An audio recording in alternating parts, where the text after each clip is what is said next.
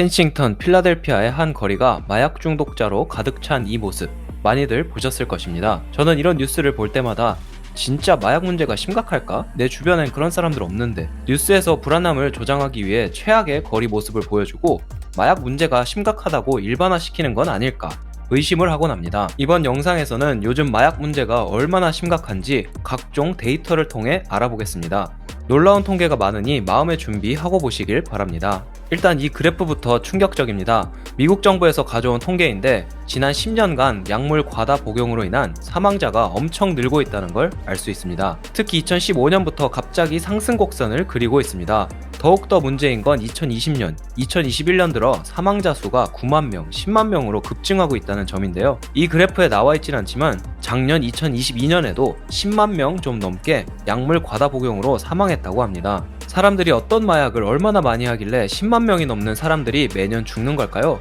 다음 그래프에 정답이 있습니다. 여러분이 한 번쯤은 들어보신 마약, 바로 펜타닐입니다.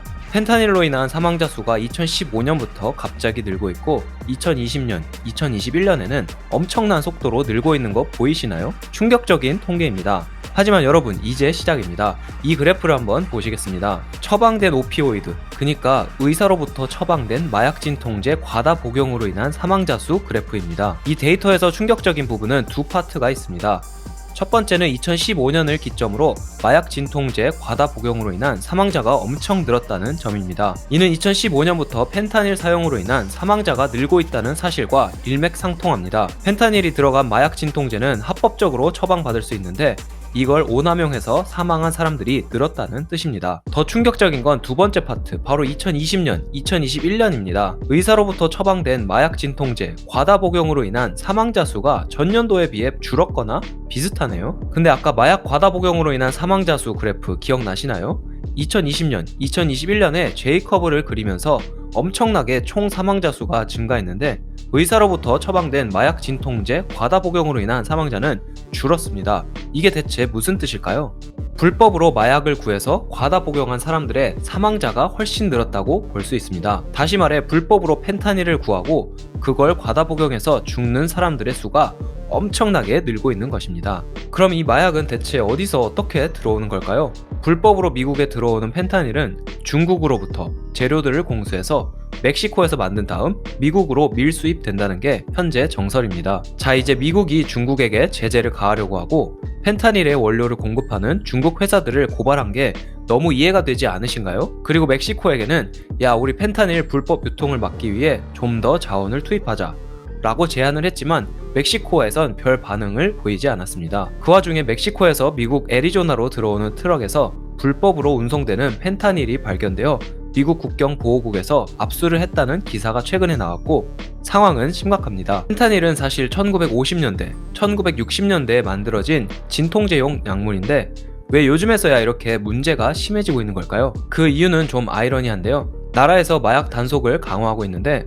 그 단속을 최대한 피하면서도 마약 복용을 할 수 있는 가장 좋은 방법이 바로 펜타닐 사용이기 때문입니다. 미국에서 헤로인, 코카인 같은 일반적인 마약 사용에 대한 단속을 강화하자 불법 약물 제조자들은 헤로인, 코카인 등에 펜타닐을 섞기 시작합니다. 전문용어로 이걸 커팅이라고 하고 커팅 에이전트로 펜타닐을 쓰는 것입니다. 문제는 펜타닐은 헤로인보다 50배 효과가 세고 모르핀보다 100배 효과가 세다는 점이고 약물 제조자들이 합성 약물을 만들 때 펜타닐을 얼마나 넣는지 아무도 모른다는 점입니다. 펜타닐은 단 한 번만 복용해도 극복하기 엄청 힘들다고 하는데 만약 많은 양의 펜타닐이 들어간 합성 약물을 복용한 경우라면 거의 죽음이라고 봐도 무방할 것 같습니다.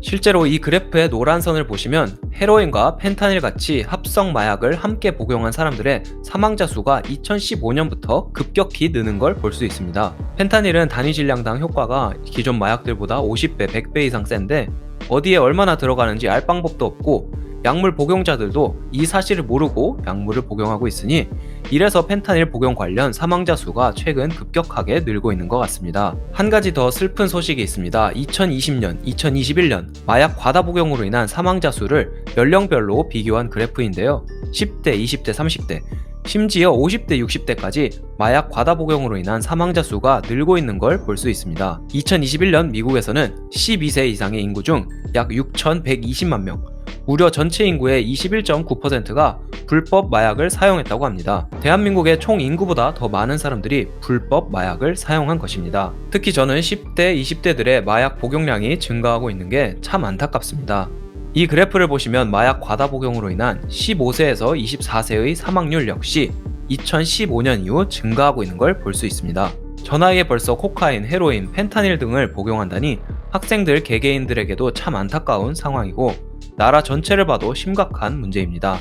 왜냐면 이들은 한창 공부를 하고 사회 초년생이 되어 꿈도 펼치고 나라에 도움이 될 인재들인데 마약 복용으로 몸과 마음이 무너지고 있기 때문입니다. 제 주변 얘기도 들어보면 요즘 어린 친구들은 술, 마약을 구하기가 너무 쉬워지고 있고 학교에서 심각한 제재도 없어서 술과 마약을 구하기 쉬운 환경에 노출되어 있다고 합니다. 미국에서는 2020년 약 40조 정도의 예산을 마약과의 전쟁을 벌이는 데에 썼다고 하니 마약으로 인한 나라의 재정 낭비도 만만치 않은 상황입니다. 이번엔 한국의 상황을 한번 보겠습니다.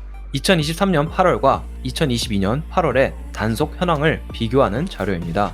대마, 마약, 향정. 향정은 향정신성 의약품입니다. 모든 수치가 전년도 대비 증가하고 있는 걸 알 수 있습니다. 8월만 혹시 그런 거 아닐까요? 7월에도 추세는 비슷합니다. 전년도 대비 2배 이상 건수가 증가한 걸 알 수 있습니다. 한국에서도 역시 마약 문제가 점점 더 커지고 있는 걸 알 수 있습니다.